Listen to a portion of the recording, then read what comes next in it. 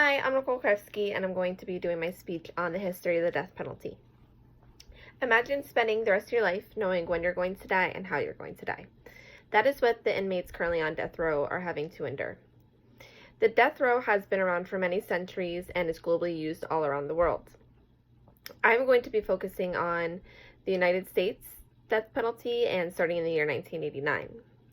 I am going to be focusing on what makes somebody eligible to get the death penalty, the two forms of execution, and one big case on the death penalty.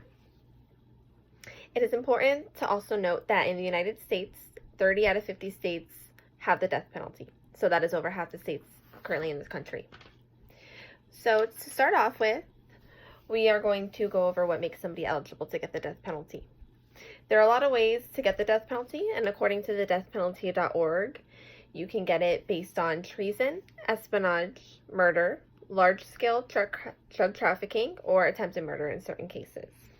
So there's a large spectrum of ways you could get the death penalty. You don't have to not just murdering somebody gives you the death penalty. It could be a lot of other things as well. So that's important to note. So transitioning on to that, now you know how somebody could get the death penalty. We're going to talk about the two forms of execution. So the two forms of execution to get for death penalty is the electric chair and lethal injection. So I'm going to start with the electric chair. The electric chair has been around for many decades and beforehand was most commonly used. And then there was lethal injection, which is a more modern form of execution.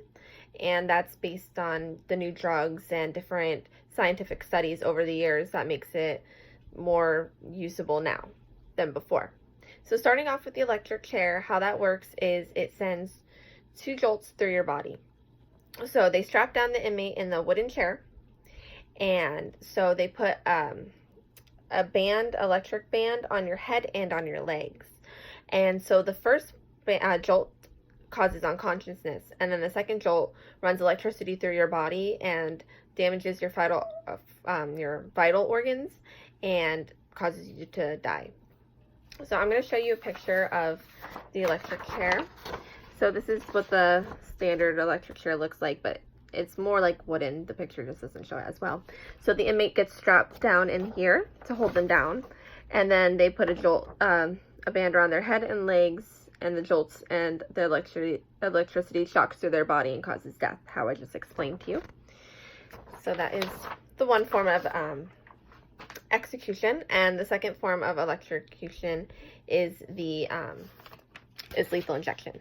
So how lethal injection works is that a doctor comes in and it is giving sodium thepanol, which is given to sedate the inmate or the person. And then veroconium bromide is administered to cause paralysis. So how paralysis works is it blocks the signals between the nerves and the muscles.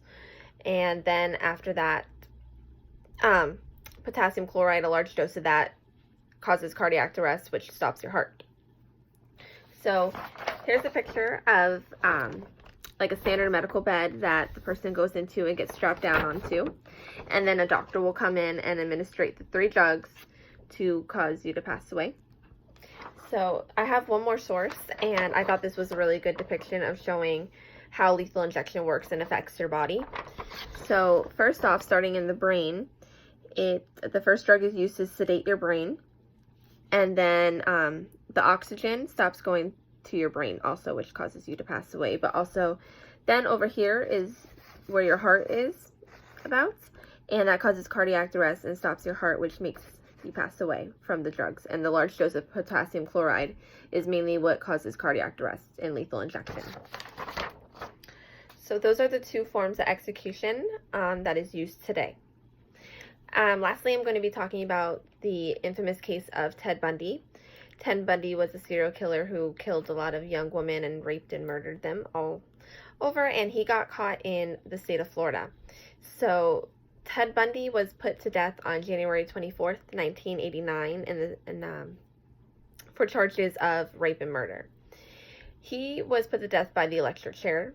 So that was basically what was brought to him by the jury, and his case was the first televised case, so I brought a lot of knowledge to America on what gave somebody like the chance to get death penalty and the whole trial and everything, and all the charges brought against him that made them decide that death penalty was the way to go.